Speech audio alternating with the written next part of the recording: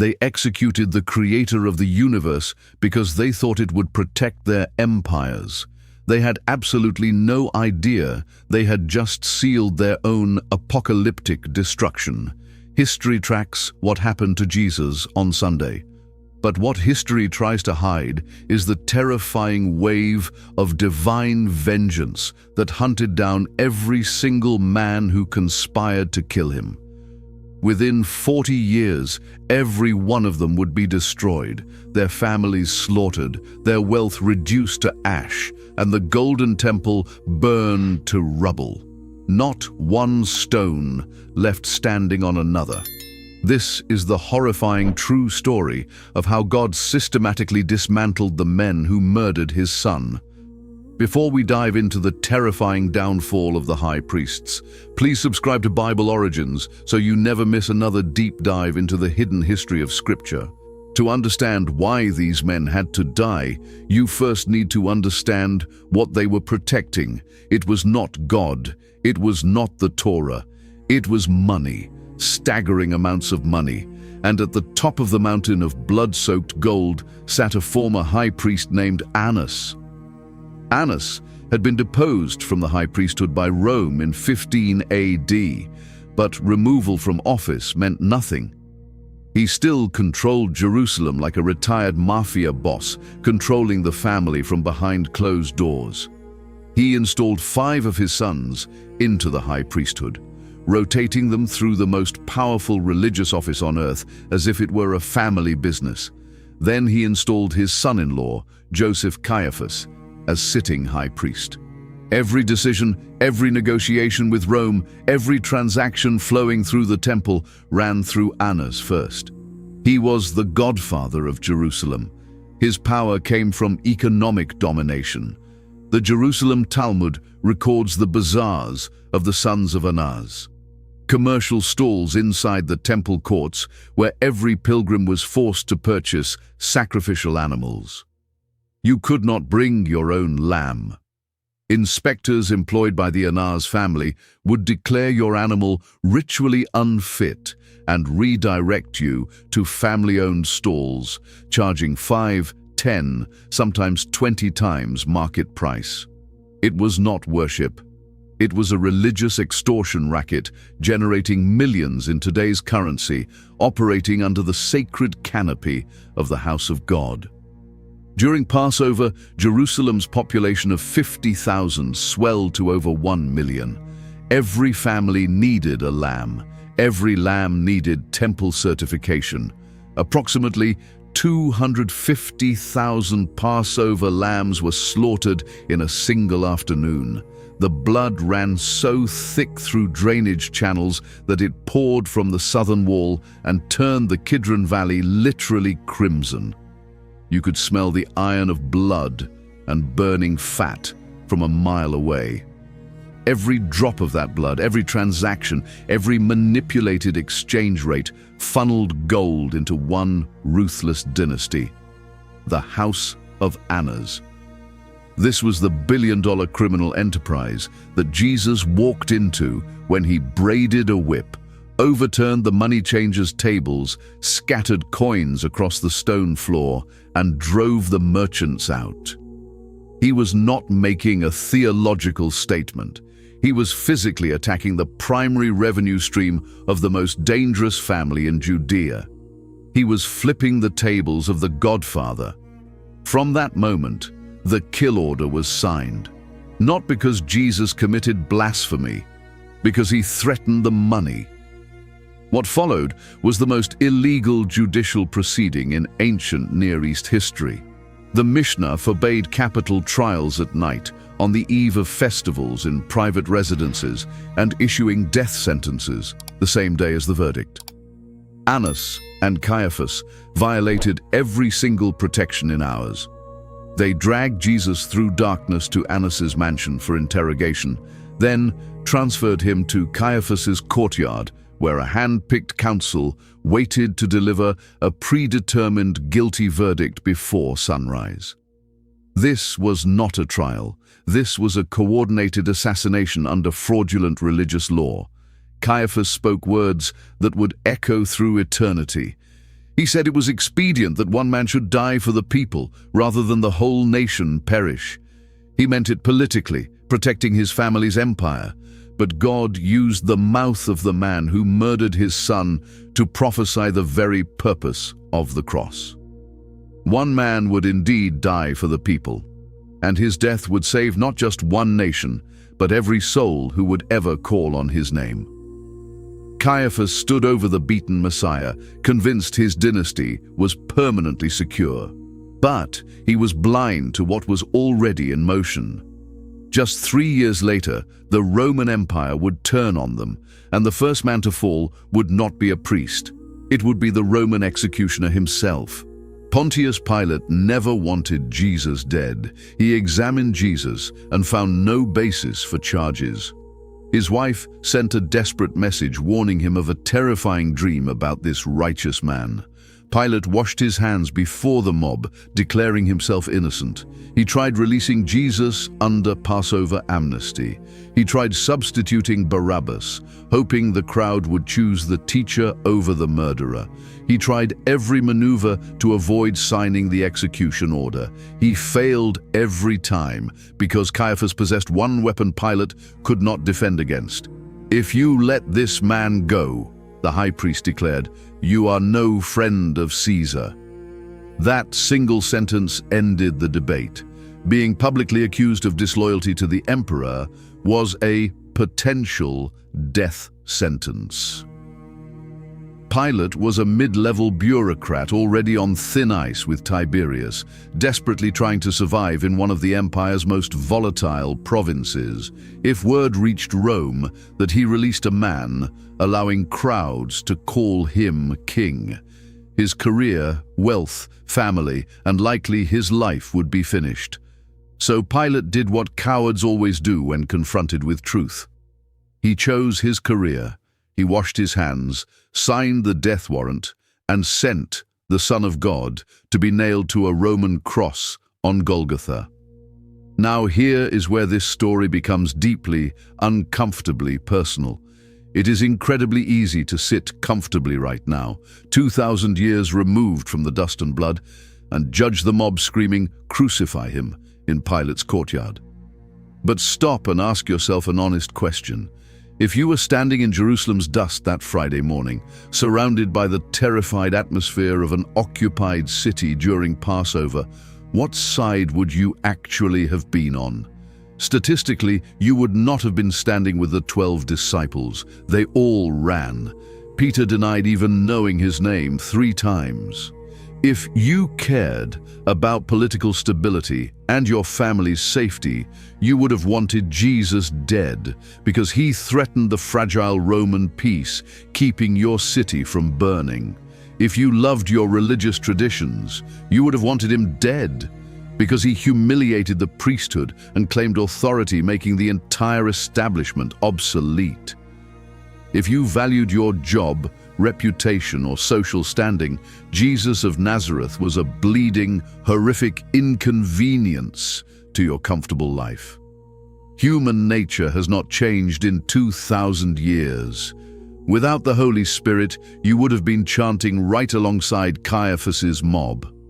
Now, back to the man who washed his hands. Did executing the Son of God save Pilate's career? No. Just 36 months after signing Christ's death warrant, Pilate made a catastrophic blunder. He massacred a group of Samaritans gathered peacefully at Mount Gerizim. The brutality was so excessive, it triggered immediate formal complaint.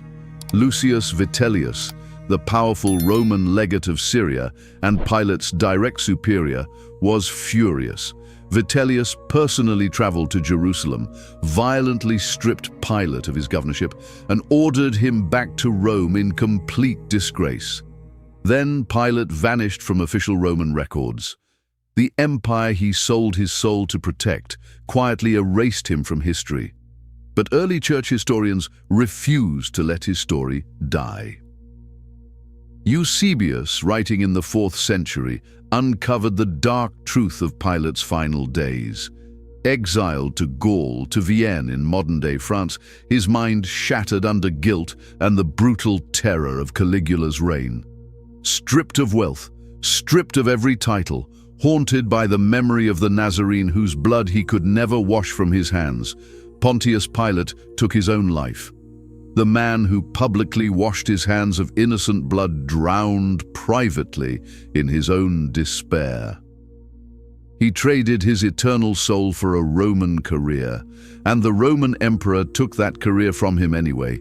The irony is so devastating, so perfectly poetic, it reads like divine authorship. Because it was. Pilate washed his hands of the blood and he drowned in it anyway. But what Rome did to Pilate was nothing compared to what God was about to do to Caiaphas. The exact same Roman legate who destroyed Pilate's career, Lucius Vitellius, arrived in Jerusalem and turned his attention to the temple. Recognizing the deeply entrenched corruption, nepotism, financial exploitation of pilgrims, and political instability it generated, Vitellius made a swift and decisive move. Josephus records it plainly in Antiquities of the Jews, Book 18, Chapter 4. Besides which, he also deprived Joseph, who was also called Caiaphas, of the high priesthood. That single, cold, bureaucratic sentence is the political obituary of the most arrogant man in Judea. Joseph Caiaphas, who had declared with supreme confidence that it is better for one man to die for the people than for the whole nation to perish, was violently removed from the most powerful religious office on earth by a pagan Roman governor who worshipped Jupiter and Mars. The sacred garments of God's chosen high priest, the holiest vestments in the ancient world, were physically stripped from his body by a Gentile politician who did not even believe the God of Israel existed. The devastating irony is inescapable. The man who tore the robes of the Messiah during the illegal midnight trial had his own robes torn from him by a pagan. Then came something far worse than dramatic public execution. Caiaphas was handed a punishment that, for a man of his psychology, was far more agonizing than any physical death. He was handed irrelevance. God did not strike Caiaphas with lightning. God did not send an angel to slay him. Instead, God gave the most prideful, power-addicted narcissist in the nation the one thing a narcissist cannot survive. God gave him obscurity. After his deposition, Caiaphas was forced to sit in powerless retirement and watch helplessly as the Jesus movement he tried to crush through state-sponsored execution exploded uncontrollably across the Roman Empire. The followers of the man he condemned were filling synagogues in every major city, converting thousands to the way, performing signs and wonders in Jesus' name, spreading the gospel from Jerusalem to Antioch, to Corinth, to Rome itself. The movement was unstoppable, unkillable. Every arrest, every flogging, every execution of an apostle only made it grow faster. And the man who orchestrated the crucifixion specifically to prevent this outcome could do absolutely nothing to stop it. He faded into complete, total, pathetic historical silence. No ancient historian records how he died, where he died, or when he died. He simply vanished from the record, swallowed by the irrelevance he feared more than death. But in 1990, nearly 2,000 years after his fall, Israeli archaeologists excavated a first-century burial cave south of Jerusalem's old city in the Peace Forest. Inside that cave, among several ossuaries, they discovered an ornately carved limestone bone box inscribed Yehoseph bar Caiapha, translated as Joseph, son of Caiaphas. Inside were the skeletal remains of a man approximately 60 years old.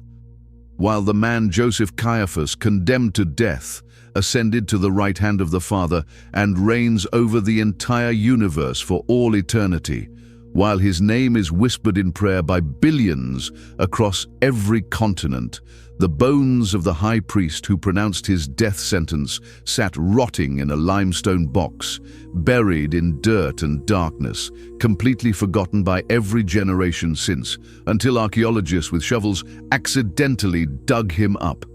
Caiaphas died powerless. Pilate died insane. But the true, horrifying climax of the blood curse had not yet fallen. Remember what the manipulated mob shouted in Pilate's courtyard that morning? "His blood be on us and on our children." They spoke those words carelessly, as if meaningless, as if they carried no weight. For 30 long years it appeared as if nothing happened. But God does not forget a single syllable spoken in his presence. And 30 years later, he answered the curse with fury that would reshape the entire trajectory of human civilization. The blood curse did not fall on the Jewish people as an ethnicity or race. That interpretation is a grotesque, anti-Semitic distortion that God himself would condemn. Thousands of ordinary Jewish men and women became the very first Christians. They were the founding pillars of the early church. They carried the gospel from Jerusalem to the ends of the earth. The curse fell precisely where it was earned, on the Sadducean billionaire cartel, on the sons and grandsons and political heirs of Annas, and on the corrupt aristocratic priesthood that had cynically weaponized the sacred office of God to murder his son for profit.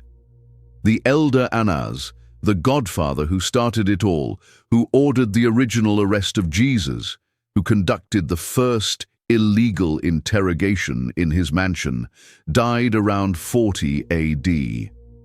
But one of his sons, also named Ananus, rose through the priestly aristocracy in following decades. When the Jewish revolt against Roman occupation erupted in 66 AD, Ananus the Younger was elected as one of the supreme commanders of besieged Jerusalem. He attempted to lead the moderate faction in desperate two-front defense, fighting Roman legions pressing from outside, while simultaneously battling violent fanatical zealot factions, tearing the city apart from within. He failed catastrophically. In 68 AD, the Zealots, in terrifying alliance with brutal Idumean warriors they invited into the city, breached Jerusalem's inner defenses. They stormed the temple precincts and began systematic, merciless slaughter of the priestly elite, the very class that had ruled Israel for generations.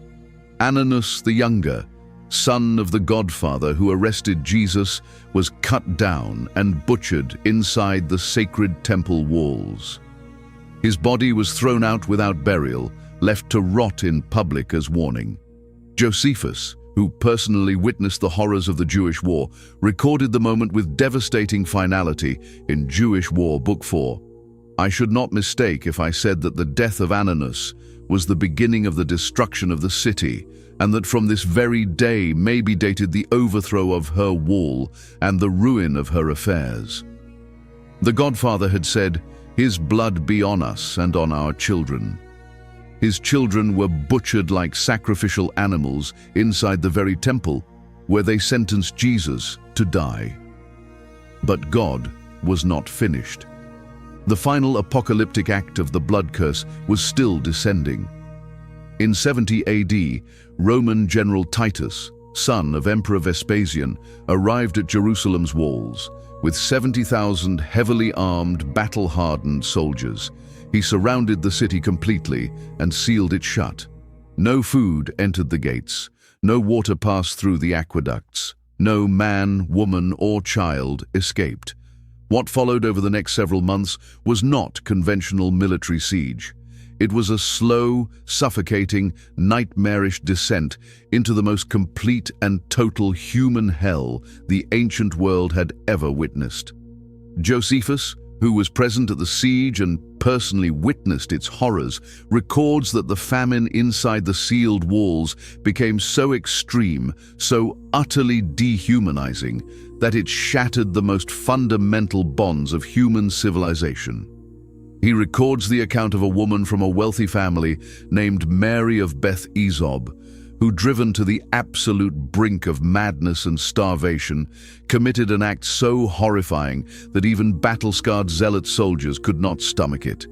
She roasted and consumed her own infant son. When zealot fighters smelled the cooking meat and burst into her home, swords drawn, demanding she hand over whatever food she was hiding, she revealed what she had done and offered them the remains. Josephus records that even these hardened, blood-soaked killers recoiled in absolute horror and stumbled out of the house, shaking, unable to speak. The siege had stripped Jerusalem of everything that once made it holy: dignity, humanity, sanity, hope. The dead bodies inside the walls multiplied so rapidly there was no longer space to bury them, no one with strength to carry them, and no ground left to receive them. They were piled in open streets and stacked inside the very courts of the temple, the sacred marble floors that once held the Ark of the Covenant, the floors above which the Shekinah glory of the living God had once visibly dwelled in a cloud of fire, were now drowning in blood and decomposing flesh of the very priests and their descendants who had stood in that exact courtyard and orchestrated the crucifixion of the Messiah. And then came the most devastating irony in the entire recorded history of divine judgment. The exact Roman execution system, crucifixion, the very method of torture and public humiliation that Annas, Caiaphas, and Pontius Pilate had deliberately weaponized to execute one single innocent man on a hill called Golgotha, was turned back on their nation by God Himself at an industrial, apocalyptic, almost inconceivable scale. As starving Jewish rebels and desperate civilians attempted to flee the besieged city under cover of darkness, Roman soldiers captured them by the hundreds every single night and crucified them in full view of the city walls. Josephus, who stood on the Roman side of the siege line and watched this horror unfold with his own eyes, recorded the scene in Jewish War, Book 5. So the soldiers, out of the wrath and hatred they bore the Jews, nailed those they caught, one after one way and another after another, to the crosses, by way of jest, when their multitude was so great that room was wanting for the crosses, and crosses wanting for the bodies. Room wanting for the crosses, and crosses wanting for the bodies. The Roman war machine, the most efficient military force the ancient world had ever produced, physically ran out of timber. They ran out of physical space along the walls to erect more crosses. The single instrument of execution that these three men, Annas, Caiaphas, and Pilate, had used to silence the voice of the Son of God was turned back on their descendants at a scale so massive that the entirety of the Roman army could not keep up with the demand. And then the temple itself burned. The Roman soldiers set fire to the sacred complex. The enormous gold-plated roof melted in the inferno, and the liquefied gold ran down in rivers into the cracks between the massive, ancient foundation stones. When the flames finally died and the rubble cooled, the Roman soldiers, driven by insatiable greed that cared nothing for holiness, tore apart every single remaining stone of the temple with crowbars and bare hands to retrieve the solidified gold that had seeped between them. They dismantled the entire sacred structure, stone by stone, block by block, until nothing remained but bare, blackened, scorched bedrock. And in their greed, the Romans accidentally and unknowingly fulfilled a prophecy that Jesus of Nazareth had spoken 40 years earlier, standing in that very courtyard, looking at those very stones, while his disciples marveled at the temple's magnificence. Jesus had said to them plainly, "Do you see all these great buildings? Not one stone here will be left on another. Everyone will be thrown down." The greed of Rome completed the judgment of God. The men who killed Jesus specifically to protect the temple destroyed the temple. The dynasty of Annas was erased from existence. The Sadducean priesthood ceased to exist as an institution. The billionaire cartel that had ruled Jerusalem for generations was permanently, completely, and irreversibly wiped off the face of the earth. The blood curse was fulfilled with terrifying, flawless mathematical precision. 40 years, that is all it took.